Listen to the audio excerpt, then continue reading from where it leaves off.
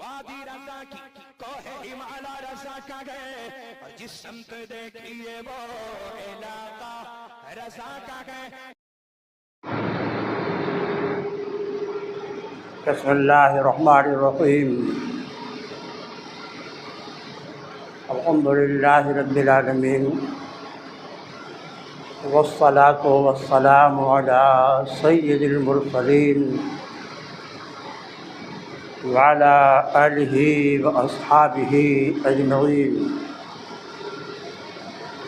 اما بعد، اعوذ باللہ من الشیطان الرجیم، بسم اللہ الرحمن الرحیم۔ وما اصابکم من مصیبۃ فبما کسبت ایدیکم ویعفو عن کثیر۔ صدق اللہ العظیم وبلغنا رسولہ النبی الامین الکریم،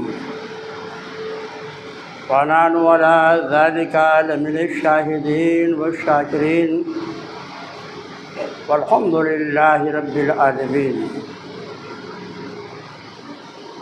معزز سامعین، نوجوان دوستو، عزیز بچوں، آئیے پہلے محراب مل کر آقائے دو جہاں، شہنشاہ کون و مکان، رحمت عالم روح فدا صلی اللہ تعالیٰ علیہ وسلم کی بارگاہ ناز میں ہدیہ درود و سلام پیش کر لیں۔ اللہم صلی علی سیدنا و نبینا مولانا محمد کما تحب ترضیٰ بأن تصلی علیہ صلاۃ و سلام علیک یا رسول اللہ صلی اللہ تعالیٰ علیہ وسلم۔ محترم سامعین، خطبہ مسنونہ کے بعد قرآن کریم کی بڑی ہی مشہور و معروف آیت کریمہ کے تلاوت کا شرف حاصل کیا ہے، جس کا ترجمہ یہ ہے: تمہیں جو مصیبتیں پہنچتی ہیں وہ تمہارے بداعمالیوں کا نتیجہ ہے۔ وَيَعْفُو عَنْ كَثِيرٍ، اور اللہ بہت سارے گناہوں کو معاف فرما دیتا ہے۔ معزز سامعین،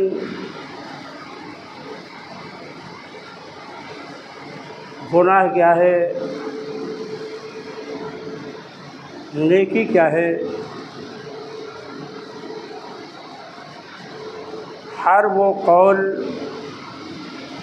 ہر وہ عمل و فعل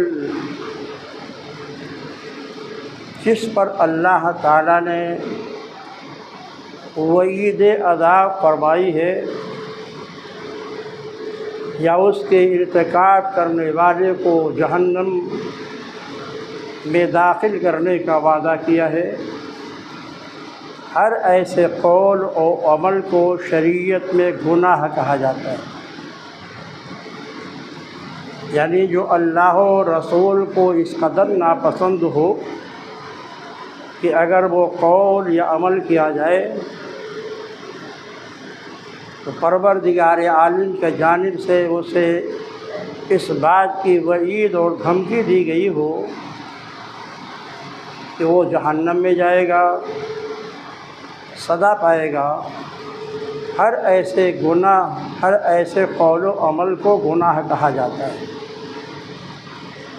اور ہر ایسا عمل، ہر ایسا قول جو اللہ و رسول کو پسند ہو، ان کے احکام کے مطابق ہو، اس پر اللہ نے بشارتیں دی ہوں کہ اگر بندہ یہ عبادت کرے گا، یہ عمل کرے گا، یہ ذکر کرے گا تو اس سے اللہ خوش ہوگا اور اسے جنت کی نعمتیں عطا کرے گا۔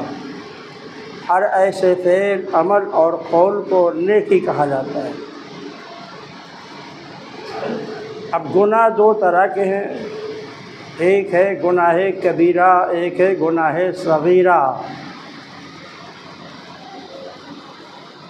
گناہ کبیرہ جو اللہ و رسول کو اس قدر ناگوار و ناپسندیدہ ہو، جس پر اللہ نے عذاب کی وعید فرمائی ہو، ہر ایسا قول، ہر ایسا عمل یہ گناہ کبیرہ ہے۔ شراب پینا، زنا کرنا، چوری کرنا، لواطت کرنا، کسی کی زمین یا جائیداد کو ہڑپ کر جانا، رشوت لینا، سود لینا وغیرہ وغیرہ، یہ ایسے گناہ ہیں جو شریعت کی نظر میں کبیرہ ہیں۔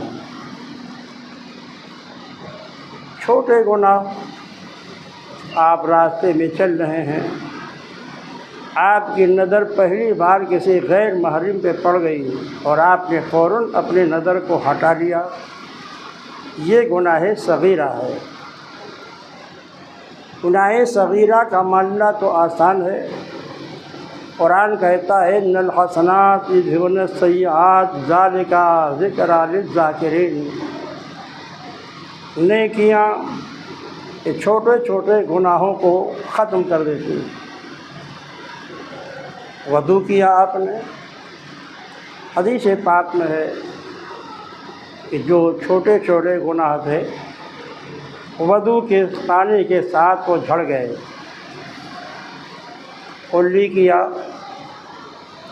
منہ کا گناہ ختم ہو گیا۔ چہرہ دھلا، آنکھوں کا گناہ ختم ہو گیا۔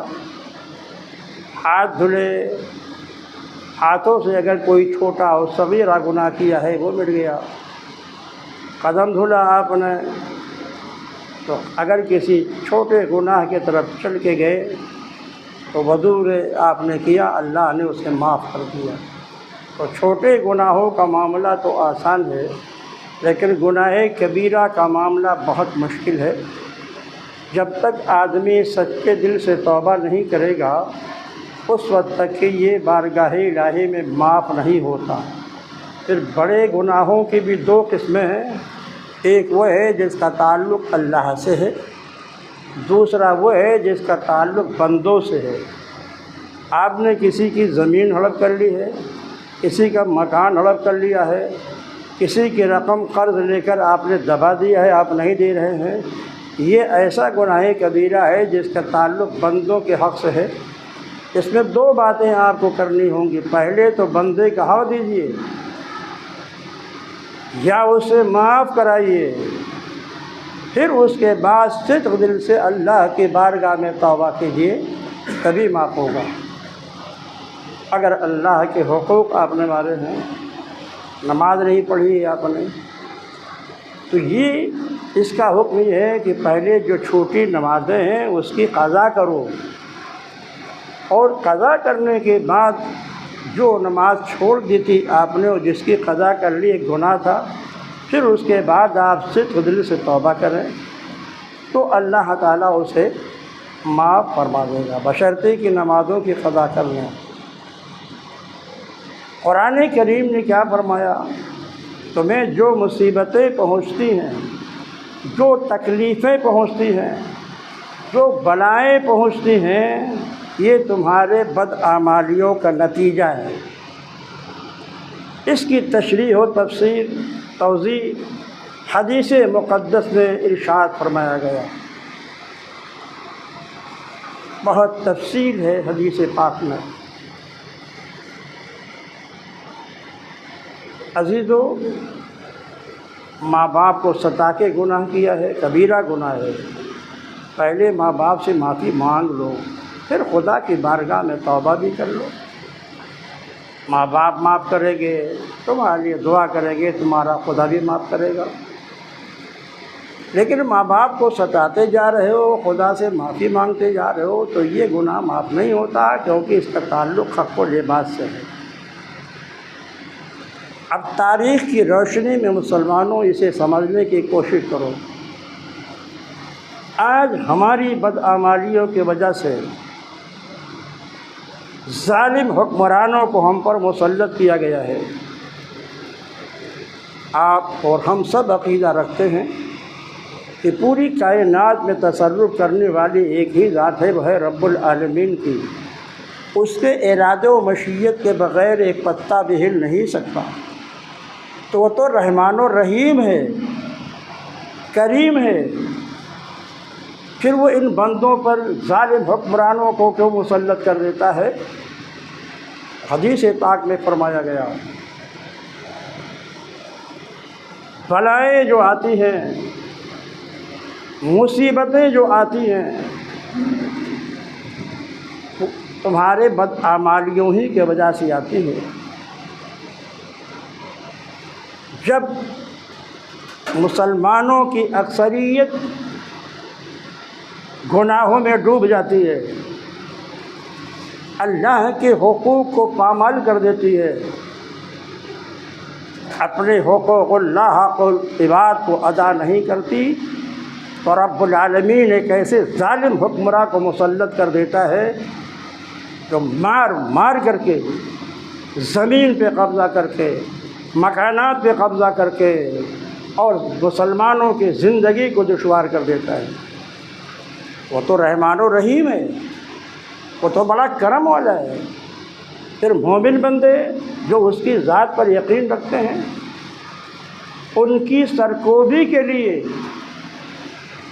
ان کی گناہوں کی وجہ سے ظالم حکمراں کو مسلط کر دیا جاتا ہے، اور وہ ظالم حکمراں مسلمانوں کی عزت کو تباہ کرتا ہے، آبرو کو تباہ کرتا ہے، اس کے مال کو برباد کر دیتا ہے۔ عزیزو، توبہ کا دروازہ ابھی کھلا ہوا ہے۔ صبح سے شام تک جو دنیا میں آپ کام کرتے ہیں، کاش رات میں سونے کے وقت آپ اپنے ان اعمال کو یاد کرتے، اور اعمال کو یاد کرنے کے بعد توبہ کا دروازہ کھلا ہے، اللہ کی بارگاہ میں روتے گڑگڑاتے اپنے گناہوں کی مغفرت چاہتے، تو زمانے میں انقلاب ہوگا۔ ظالم حکمرانوں کے تسلط سے تمہیں آزادی ملے گی، لیکن اگر تم گناہ پہ گناہ کرتے جا رہے ہو اور تمہیں اپنے گناہوں کا احساس نہیں، اور تم سے توبہ کی توفیق بھی چھین لی گئی ہے، تو یاد رکھو کہ اللہ ایسے ظالم حکمرانوں کو مسلط کرتا رہے گا جو تمہاری جان کے دشمن ہوں گے، تمہارے مال کے دشمن ہوں گے، تمہاری جائیداد کے دشمن ہوں گے۔ اب اسی ایک مفہوم کو تاریخ کے آئینے میں آپ سمجھنے کی کوشش کیجیے۔ یہ واقعہ ہے سیدنا سرکار غوث اعظم رضی اللہ تعالیٰ عنہ کے بعثت کے ان کی پیدائش سے پہلے کا۔ بغداد مقدس کو خوب لوٹا گیا ہے، مسلمانوں کا قتل عام کیا گیا ہے، اتنا زیادہ علماء، مشائخ اور مسلمانوں کو قتل کیا گیا بغداد میں کہ تاریخ سے پتہ چلتا ہے کہ دریائے دجلہ کا پانی بالکل سرخ ہو گیا تھا، خون کی طرح بہتا تھا۔ بغداد کی لائبریری جو دنیا بھر کی سب سے عظیم لائبریری تھی، ان ظالم حکمرانوں نے ساری کتابیں اٹھا کر دریائے دجلہ میں ڈال دی تھیں۔ خون کی بہنے کے بعد جب ان کتابوں کو ڈالا گیا تو کئی مہینے تک دریائے دجلہ کا پانی کالا کالا رہا، کتابوں کی روشنائی کی وجہ سے۔ کب ہوا یہ؟ تاریخ جانتی ہے ہلاکو خاکو، تاریخ جانتی ہے چنگیز خاکو، ان کے ظلم کی داستان تمام تاریخی کتابوں میں موجود ہے۔ جب بغداد کی اکثریت مسلمانوں کی شراب پینے لگی، زنا بدکاری عام ہو گیا، ایک دوسرے کے حقوق کو پامال کرنے لگے، زمین و جائیداد پہ قبضہ کرنے لگے، ساری بدعمالیاں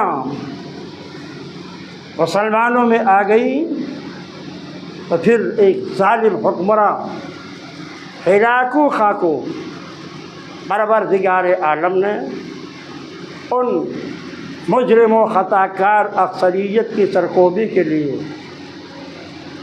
مسلط فرمایا۔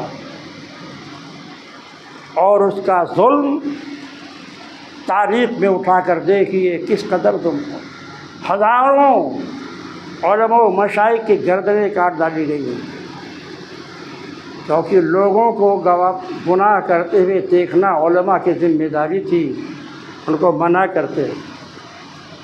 عمل بالمعروف فرض کفایہ تھا، لیکن وہ خاموش ہو کر اپنے گوشہ نشین ہو گئے تھے، تو سزا تو ان کو بھی ملے گی، کیونکہ علماء کا کام ہی یہی ہے، من رأى منکم منکرا فلیغیرہ بیدہ۔ اگر تم کوئی گناہ کرتے ہوئے دیکھتے ہو اور طاقت رکھتے ہو منع کرنے پر، تو ہاتھ پکڑ کر کے اسے روکو۔ اتنی طاقت نہیں ہے اور زبان سے اسے سمجھاؤ کہ یہ گناہ ہے، اتنی بھی طاقت نہیں ہے، وہ گنہگار اس قدر شاطر و بدمعاش ہے کہ آپ کے آبرو کو تباہ کر دے گا، تو کم از کم دل سے اس کو برا جانو۔ جب علماء مشائخ نے بھی اپنی ذمہ داریاں بھلا دی، عوام کی اکثریت گناہوں میں ڈوب گئی، ایک بڑے ظالم حکمراں ہلاکو کو، جن کو تاتاری بھی کہا جاتا ہے، تاتاریوں کے بڑی فوج لے کر ہلاکو خان نے بغداد مقدس پر چڑھائی کی۔ وہاں پہ اسلامی حکومت تھی، اس وقت کا جو شہنشاہ تھا محمد خوارزم شاہ تھا، فوج کی کوئی کمی اس کے پاس نہیں تھی، ہتھیار بھی ہر طرح کے موجود تھے۔ جب ہلاکو خان نے بغداد پر چڑھائی کی، بغداد کے اطراف میں پہنچا، تو محمد خوارزم شاہ جو شہنشاہ تھا، فوج کے جنرلوں کو طلب کیا، فوج کو تیار ہونے کا حکم دیا۔ بغداد کے باہر ایک طرف ہلاکو خان کی فوج تھی، دوسری طرف لے جا کر اس نے اپنے فوج کو کھڑا کیا۔ جنرلوں نے اس سے کہا ہمارے پاس فوج کی کثرت ہے، تعداد ہے، ہمارے پاس ہتھیار کی بھی کوئی کمی نہیں، ہم جنگ کریں گے ہلاکو خان سے۔ اگر تاریخ بتاتی ہے کہ محمد خوارزم شاہ یہ گھوڑے پر سوار ہو کر کے اپنی فوج کے ساتھ چلے، ہلاکو خان کے فوج کے عام مقابل جب یہ ہوئے، تو انہوں نے ہلاکو خان کی فوج کے اوپر اپنا نظر اٹھایا آسمان کی جانب۔ کیا دیکھا؟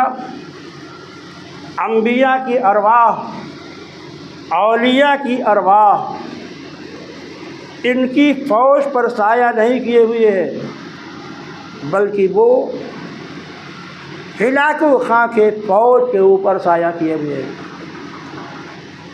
اور ان کی روحوں سے آواز آ رہی ہے یا ایھا الکفرہ اقتلوا الفجرہ، اے کافروں، گنہگار فاجر اور بدکار مسلمانوں کو تہہ تہہ کر دو۔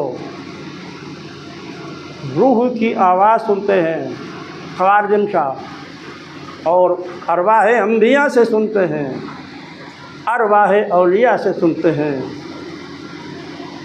گھوڑا واپس لے آتے ہیں، کہتے ہیں کہ اس فوج سے ہمارے مقابلے کی طاقت نہیں ہے، کیونکہ ان کو اوپر میں نے دیکھا انبیاء اولیاء کی ارواح سایہ کے ہوئے جملے فرما رہے ہیں یا ایھا الکفرہ اقتلوا الفجرہ، اے کافرو، ان گنہگار اور بدکار لوگوں کو قتل کر دو۔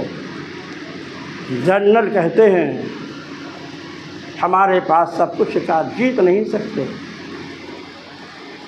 چنانچہ تاریخ بتاتی ہے ہلاکو خان کی فوج نے جو ظلم و ستم ڈھایا ہے بغداد مقدس پر، آپ پڑھیے تو آپ کے رونگٹے کھڑے ہو جائیں گے۔ لیکن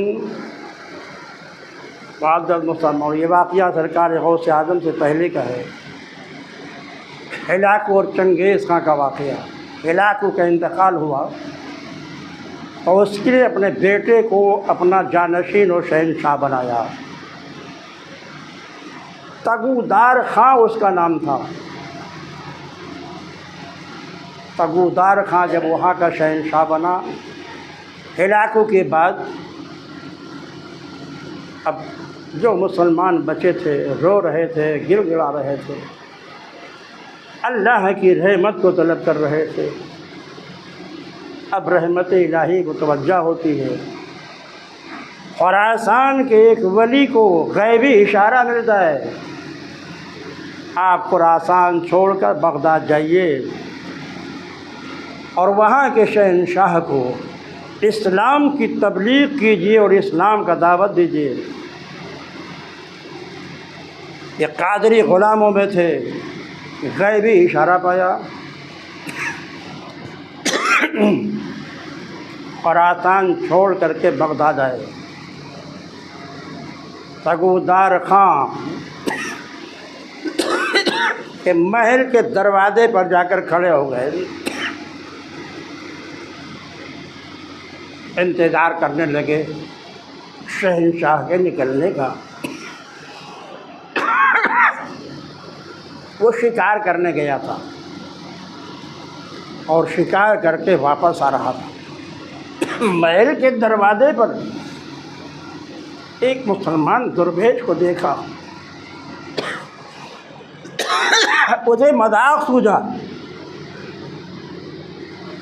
مسلمان درویش کے داڑھی کو پکڑ کے کہتا ہے مذاق کے طور پر کہ بتاؤ یہ تمہاری داڑھی اچھی ہے یا میرے شکاری کتے کا پونچھ اور دم اچھا ہے؟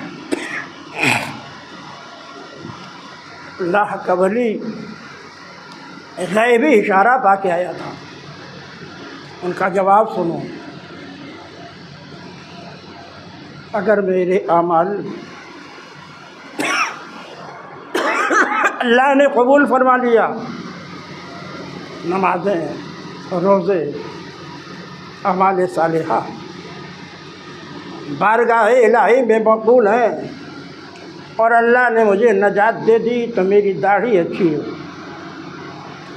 لیکن اگر ہمارے اعمال بارگاہ الہی میں مقبول نہیں ہیں یا ہم سے کوئی خلاف ورزی ہو رہی ہے تو تمہارے کتے کا دم اچھا ہے، کیونکہ تمہارا کتا تمہارا وفادار ہے اور ہم اللہ کے سچے اور بندے مومن ہو کر اس کی وفاداری کا حق ادا نہیں کر رہے ہیں۔